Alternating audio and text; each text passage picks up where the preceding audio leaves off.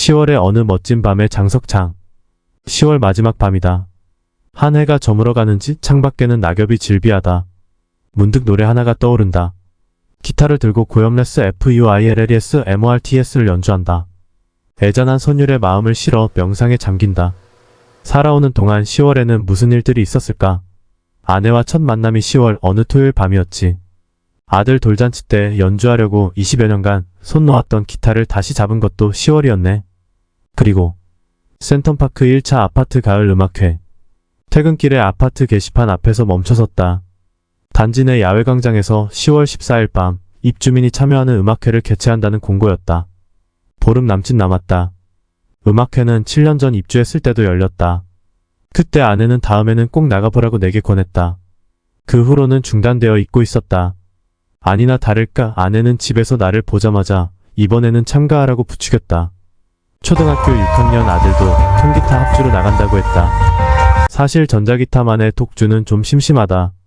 그러나 참새가 방앗간을 그냥 지나치랴. 당시 나는 부산과 서울을 오가며 의대 록 밴드 선후배들과 연습과 공연에 열중하던 터라 아내의 제안에 흔쾌히 동의했다.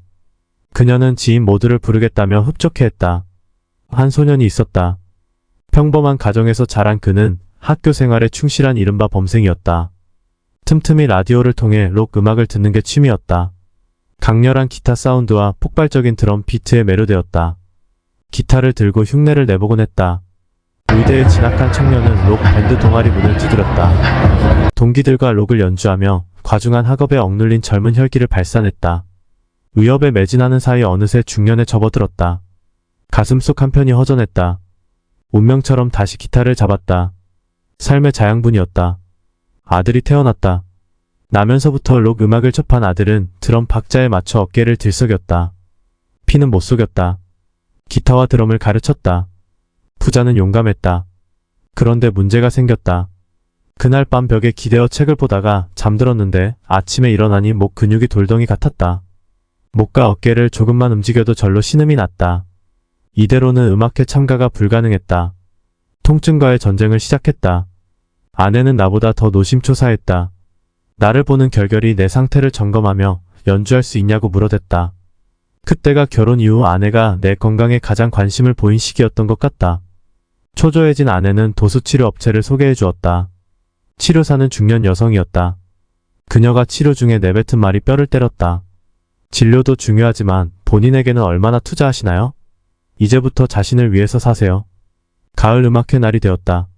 10월 하늘은 푸르고 날씨는 청명했다. 아침에 일어나자 기타부터 어깨에 둘러매 보았다. 불편한 대로 연주는 가능해 보였다. 그나마 다행이었다. 연주의 일정을 살펴보았다. 총 10팀이 참가했다.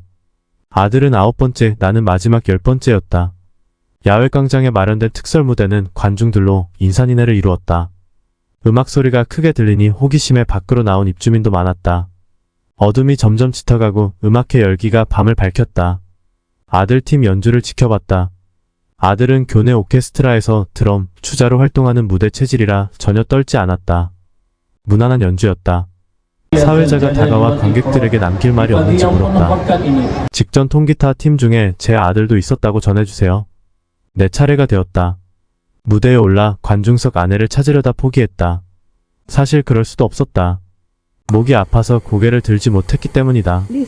배경음악이 흐르고 연주를 시작했다. 모든 조명이 나를 향했다. 통증이 몰려왔지만 돌볼 경황이 없었다.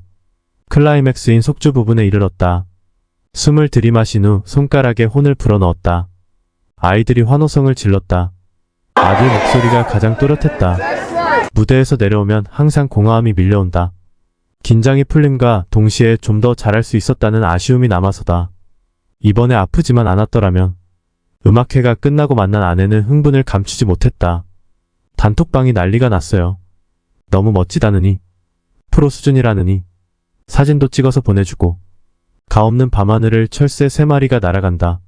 한 가족이다. 목적지는 그들이 태어난 고향이다. 아빠와 아들은 멀고 먼 길에 무료한 직후에 비행을 한다. 엄마는 흐뭇하게 바라본다. 철새가 험난한 여정에서 어떻게 귀로를 찾아내는지 신비롭다. 분명한 것은 귀소 본능에 이끌려 보금자리로 향하려는 의지다. 인간도 마찬가지다. 세파에 시달릴 때 어릴 적 그 시절로 회귀하고 싶어진다.